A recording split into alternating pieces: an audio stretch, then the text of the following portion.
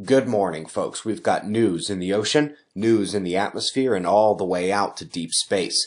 We also got news on our star, so we're starting, as always, over at spaceweathernews.com. Very quiet last 24 hours on our star. No surges, no pops, definitely no large CMEs. The sunspots top left incoming have failed to produce any more solar flares, as even though they have been growing significantly and gaining a bit of magnetic complexity as they come in, they have been quiet over the last 24 hours, and as we sit this morning, the magnetic complexity level has not changed despite another doubling in size. Taking a look in 211 angstroms here so we can see the breadth of this coronal hole. It is an extension from the southern opening. Definitely going to hit Earth with its solar wind, but one of the previous streams appears to be starting to do that this morning, as up in blue the phi angle shifted, and we are starting to see a bit of fluctuation in the density and plasma speed. Interesting article and animations out from NASA talking about a winking star that is allegedly devouring dead planets, wrecked planets. What's really interesting is they say that this is not some old dying star where the planets have collided and ended their lives. They say it's a fairly young star, which does make one question exactly how the planets are already in this much of disarray. Another article out here from NASA's Earth Observatory about La Nina finally settling in.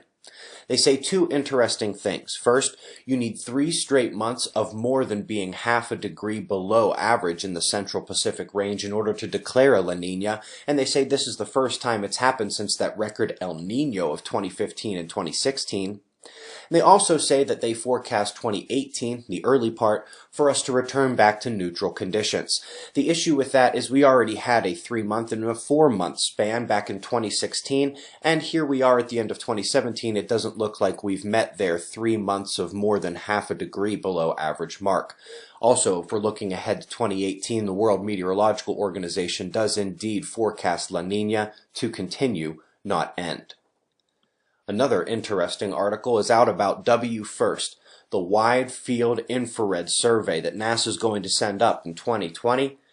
What's really interesting is it has about the resolution of Hubble, but with 100 times wider field.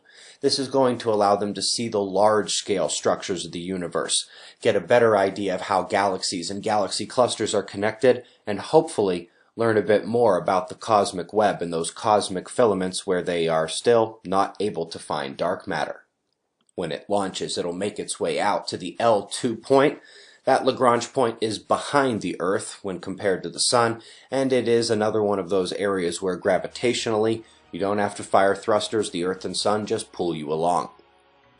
If you watched the 2017 climate update and you read that 2009 article from Intellicast and thought to yourself, BS? Well, this is the Telegraph, the Europeans noticing the exact same thing, saying the exact same thing. If you didn't watch that video, I would highly recommend it. Top weather story of the day is for the Philippines. That typhoon that just went through created a ton of mudslides. The death toll is up over 40 already. Prayers with them as more of the news comes in. We've got your wind maps and shots of our star to close. We greatly appreciate your support, and we'll do this all again tomorrow. Right here, but right now it's 5:45 a.m. in the new Valley of the Sun. Eyes open, no fear. Be safe, everyone.